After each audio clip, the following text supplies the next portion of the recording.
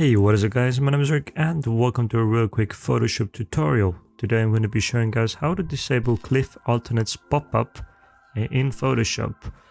So what Glyph's alternate pop-up is basically when you're typing something in Photoshop, you get this little gray area box here underneath a letter or the entire text, and it opens up this little pop-up, and this prevents you from, for example, backspacing and deleting the text or rewriting something new in there. And it can get quite annoying, and I personally have no use for this pop-up, so I have found a way to disable it.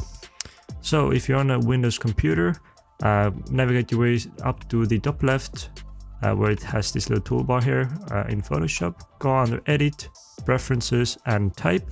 If you're on a Mac OS or Mac system, you might have something that says Photoshop up here. Press on that and you should be able to find your way to Preferences and Type that way. So once you're in the Type interface in the Preferences section, all you have to do is uncheck the Enable Type Layer Glyph Alternates and press OK. Now if we highlight the text, it still has this gray box here, but when I try to press on it or hover over it, nothing comes up and I can retype whatever I want. Yeah, that's how you disable the Glyph Alternates pop-up in Photoshop. Thanks very much for watching, hope you guys enjoyed and it was helpful for you.